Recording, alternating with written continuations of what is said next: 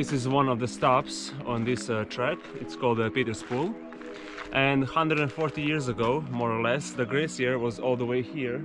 It ended here, just where the pool is. And now, you can't even see the glacier.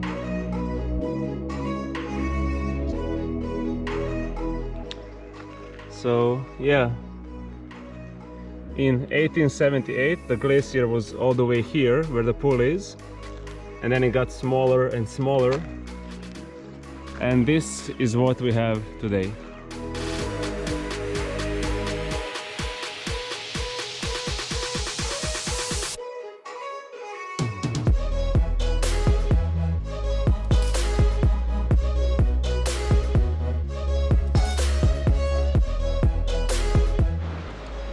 So, I've crossed that bridge and now I'm on the other side of the valley. From this point, I think I have about maybe 2 hours until I reach the end of the track. Yeah, most of this track is just a bushwalk. You can't really see anything, and I'm not really a big fan of that, but I think I will have a really nice view at the end. At least it's not raining anymore, so the weather is really nice. It's warm now, and it's not as steep as I thought it would be. Yeah, I really hope it stays that way.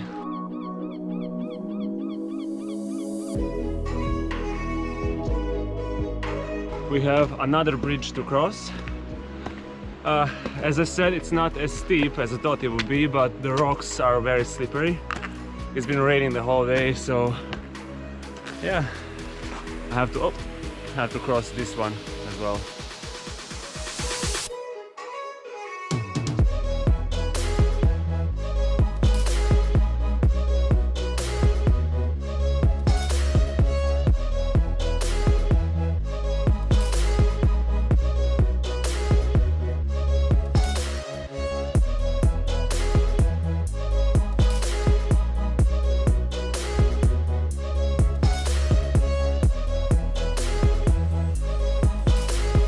I'm about halfway there and I have another bridge to cross.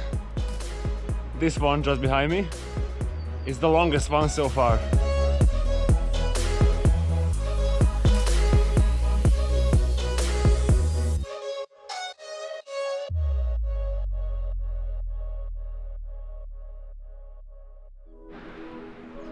Okay, so it's very high. I think it looks like it's a 20-meter drop or something like that. I really don't like bridges, especially these ones that move as you walk. And I'm not even that scared of heights. I mean, I did a skydive and a bungee, so you think I should be fine, but no. Whew. I have to cross it again on my way back, and I'm not looking forward to that.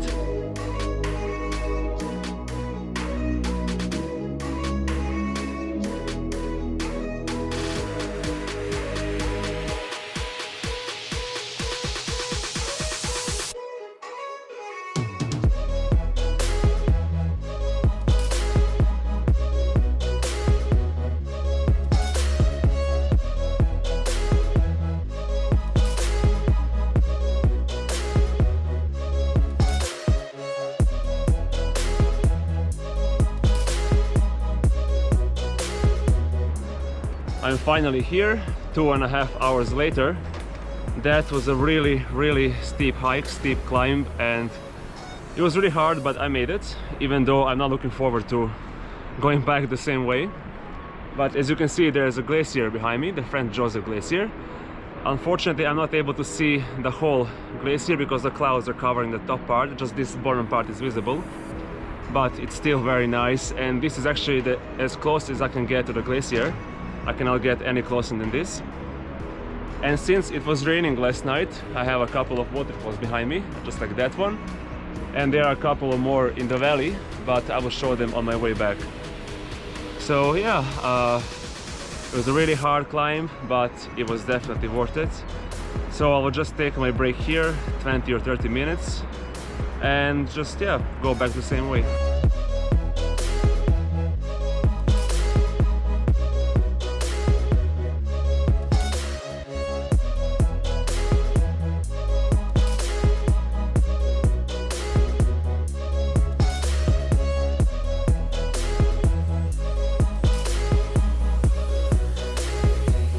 Okay, so this happened.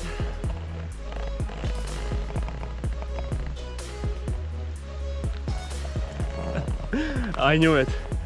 It happens every time, at least once or twice.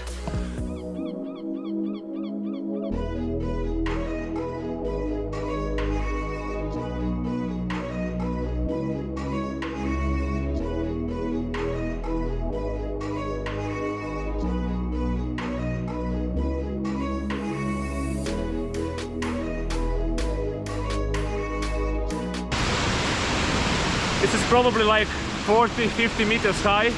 It's the highest one so far. Whew.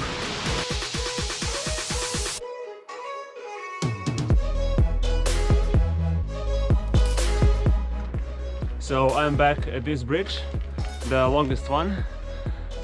I'm not looking forward to crossing that again, but at least that means I'm close to the end. Maybe there is 1 hour left, hour and a half.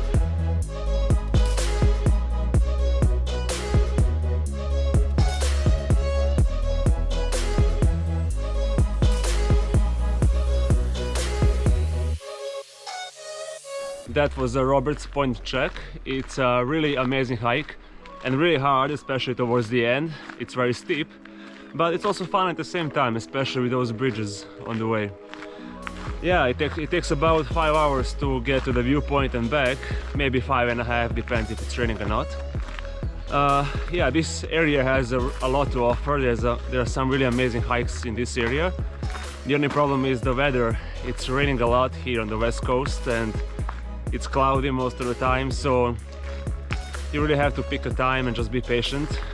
But yeah, I'm going back to my car now and back to Franz Josef. I'm going to spend the night there and find something else to do tomorrow. There's literally no one left on the parking. There are no cars behind me and my car is the last one. So I guess I was hiking for longer than I thought.